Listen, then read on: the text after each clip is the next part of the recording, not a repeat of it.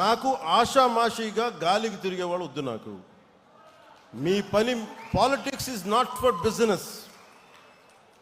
Politics is not for business. Politics is not for making money. Politics is to do something.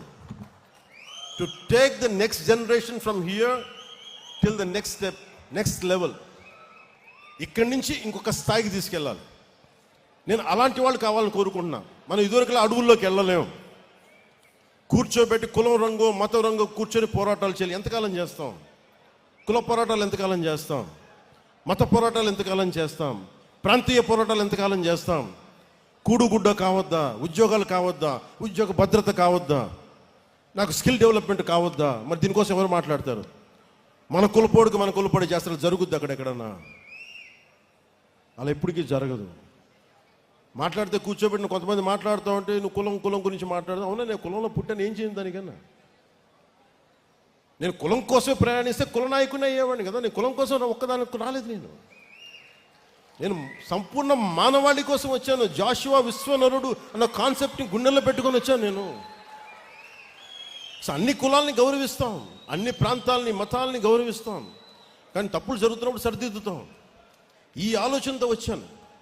అందుకని నేను ఎందుకు ఈ ప్రక్రియ మొదలుపెట్టానంటే, వేదిక పైన ఉన్న నాయకులందరికీ మీ విలువ తెలియాలని ఈ మీటింగ్ పెట్టాను.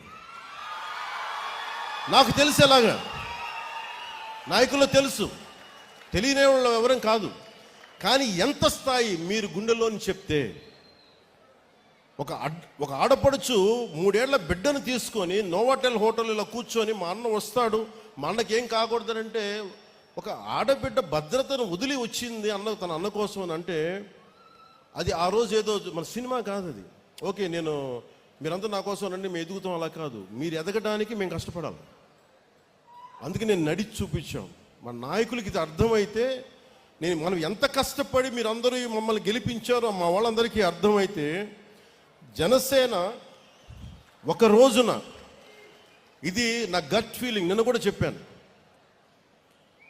ఇప్పుడు తమిళనాడు నుంచి వచ్చి మొన్న చాలామంది ఒక 40,000 మంది 50,000 మంది జాయిన్ అవుతామని చెప్పారు. తమిళనాడు జనాభా 6 కోట్లు 7 కోట్లు ఉంటే నేను చెప్పాను, అలాగే మహారాష్ట్ర నుంచి, లాతూర్ నుంచి, షోలాపూర్ నుంచి వచ్చి జాయిన్ అవుతాను.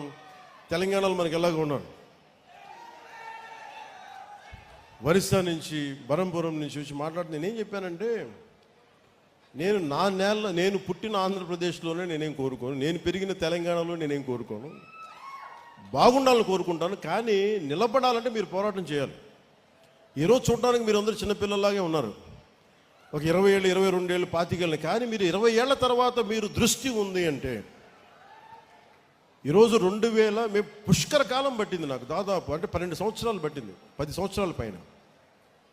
దశాబ్దం తర్వాత మనం కూర్చొని నేను ఒక ఇంతమంది ఎమ్మెల్యేలతో వచ్చాం, సర్టన్ అలయన్స్ గవర్నమెంట్ తోటి.